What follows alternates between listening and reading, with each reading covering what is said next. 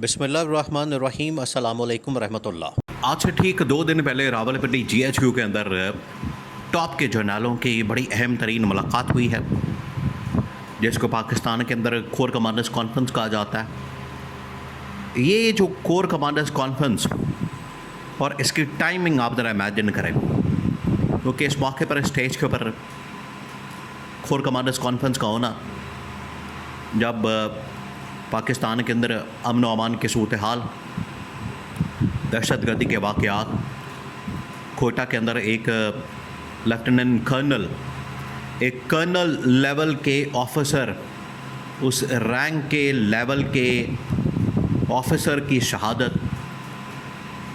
अमन व अमान बिगड़ा हुआ है। इसका मतलब है कि दूसरी जानिब अफ़गानिस्तान के साथ जंग और इंडिया से थ्रेट्स, ये तमाम चीज़ें, और अगर पॉलिटिकल और इकोनॉमिक फ्रंट के ऊपर बात की जाए, उसकी तो खैर क्या बात की जाए, वो तो आपको पता है कि ऑलरेडी हालात बड़े ख़राब हैं, ऑलरेडी मामलात बड़े बिगड़े हुए हैं। तो इसके अंदर बेहतरी,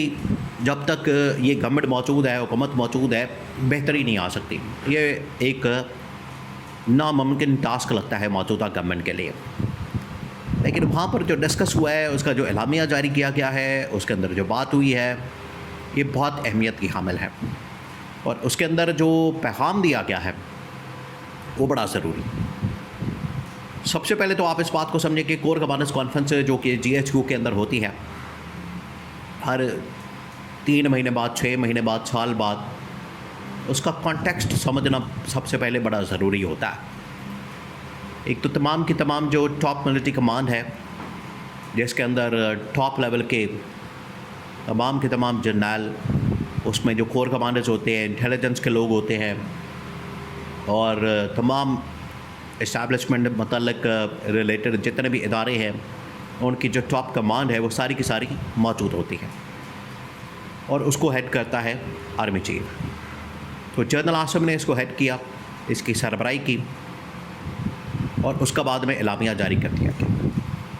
उसके अंदर 3-4 बड़े अहम तरीन पॉइंट डिस्कस किया गया, वो बहुत अहम है। अगर आप उनको समझें तो जो आपको बिटवीन द लाइन्स नज़र आएगा, जो हकीकत नज़र आएगी, जो मामला नज़र आएगा, उससे आपको आइडिया हो जाएगा मौजूदा जो इस वक्त आसिफ अली जरदारी की सूरत हाल है, शहबाज शरीफ की सूरत हाल है गवर्नमेंट की, और उसके ऊपर इस्टेब्लिशमेंट का रद्द अमल आने वाले दिनों में क्या हो सकता है।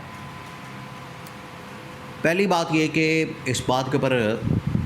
देखा गया, ज़ोर दिया गया, इसको परखा गया, जांच पड़ताल की गई कि ईरान और अमेरिका के दरमियान जंग हुई, उसके बाद बातचीत हुई, और अब दोनों के दरमियान तकरीबन एग्रीमेंट हो चुका है ईरान अमेरिका के दरमियान। तो इसका अब जो फॉल आउट होना है, उसका जो इम्प्लिकेशन होनी है, उसका जो इम्पैक्ट आना है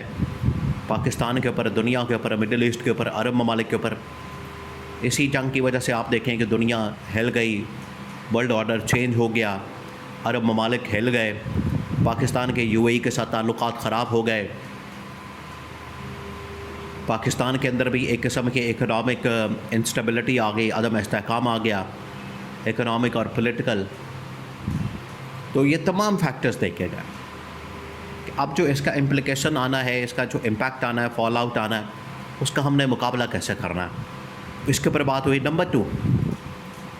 अफ़गानिस्तान से जो थ्रेट है, अफ़गानिस्तान के साथ जो लड़ाई है, उसके ऊपर बात की गई कि अब इसका क्या किया जाए, क्योंकि जो तालिबान हैं वो बाज नहीं आ रहे, वो इस चीज़ में ज़रा भी पीछे हटने को तैयार नहीं है, ना डायलॉग के लिए, ना मुज़ाकरात के लिए, ना बातचीत के लिए। मुसलसल उनकी जानिब से हमला हो रहा है, और हमलों का लेवल ये हो चुका है। अब आप ज़रा इमेजिन करें कि कोयटा के अंदर एक कर्नल रैंक का ऑफिसर, उसको शहीद कर दिया गया, और पीछे यही अनासर, यही दहशतगर्द। तो ये पाकिस्तान के अंदर अमन व अमान की सूरत हाल है मौजूदा गवर्नमेंट के दौर में, नून लीग के दौर में। क्योंकि ये लोग बड़ा शोर मचाते थे, इमरान खान के ख़िलाफ़ बातें करते थे, कि इमरान खान की वजह से तालिबान आ गए, इमरान खान की वजह से ये हो गया। हालांकि इमरान खान के दौर में हमले ज़ीरो हो चुके थे और कम होते होते शुरू के दिनों में थोड़े बहुत बचे, फिर दूसरे साल तीसरे साल बिल्कुल ख़त्म हो गए। और आज इनकी जो गवर्नमेंट है इसमें ये हमले दोबारा शुरू हो चुके हैं और पाकिस्तान में सिर्फ आम आदमी को निशाना नहीं बनाया जा रहा बल्कि इनकी फोर्सेस को, जो पाकिस्तान के फोर्सेस हैं उनको टारगेट किया जा रहा है। फिर इंडिया के मतलब बात की गई, एंड पर फिर बात की गई है पाकिस्तान के इंटरनल सूरत हाल के मतलब। अब ये है वो अहम स्टेज और अहम मरहला और अहम नुक्ता जिसमें पाकिस्तान की जो इंटरनल सूरत हाल है, पाकिस्तान की जो इंटरनल सिचुएशन है, पाकिस्तान की जो इकोनॉमिक पॉलिटिकल सिचुएशन है, उसके मतलब बात की गई कि अगर यही इसी तरह से मामला चलता रहा, इनकी आपस की लड़ाइयाँ, पॉलिटिकल इंस्टेबिलिटी, अदम इस्तेहकाम, सियासी मुआशी, अगर ये चलता रहा तो टॉप मिलिट्री कमांड इस बात के ऊपर एग्री कर चुकी है, उनका ये कंसेंसस है कि इस माहौल में तो पाकिस्तान कभी भी आगे नहीं बढ़ सकेगा। फिर आप भूल जाएं, फिर आप अपने जहन से निकाल दें, आप गलत फहमी का शिकार हैं कि आप इस माहौल के अंदर पाकिस्तान को आगे ले जा सकते हैं या पाकिस्तान के अंदर इन्वेस्टमेंट आ सकती है। वहाँ पर फिर इमरान खान की कॉल, एहतजाज, तहरीक, उसके हवाले से बात हुई। ये बड़ा अहम नुक्ता, बड़ा अहम तरीन पॉइंट है। उसकी वजह यह है कि KP के अंदर ना सिर्फ इस हवाले से एहतजाज की, प्रोटेस्ट की कॉल आ रही है, बल्कि जो इस वक्त नून लीग और पीपल्स पार्टी है, दोनों आपस में लड़ाई की वजह से इनका जो वाहिद रास्ता है, ऑप्शन है, वो ये कि अगर हम इमरान खान से इत्तेहाद कर लें तो इमरान खान को लेवरेज के तौर पर इस्तेमाल कर सकते हैं और वहाँ से हम मौजूदा हुकूमत के ऊपर, नून लीग के ऊपर, पीपल्स पार्टी के ऊपर या इस्टेब्लिशमेंट के ऊपर दबाव डाल सकते हैं अपने मुखालफिन के ऊपर। क्या नून लीग अगर करती है इमरान खान से इत्तेहाद तो पीपल्स पार्टी इस्टेब्लिशमेंट के ऊपर दबाव डालेगी, पीपल्स पार्टी अगर करती है इमरान खान से इत्तेहाद तो वो नून लीग और इस्टेब्लिशमेंट के ऊपर दबाव डालेगी। इस तरह से ये असल पीछे कहानी। तो उसमें निकाला गया है कि अगर हम इस सारे मामले से पीछे हट जाए, निकल जाए और इमरान खान को बाहर निकाल के इनको आमने सामने करवा दें, ये जाने और पब्लिक जाने, अवाम जाने, हम बीच में से निकल जाएँ, क्योंकि हर मामले में हमें निशाना बनाया जाता है, टारगेट किया जाता है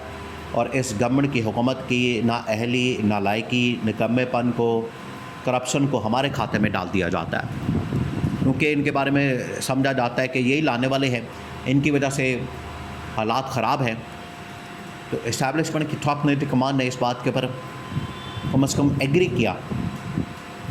कि हमें इमरान खान को बाहर निकाल के इनको आमने सामने करवा देना चाहिए।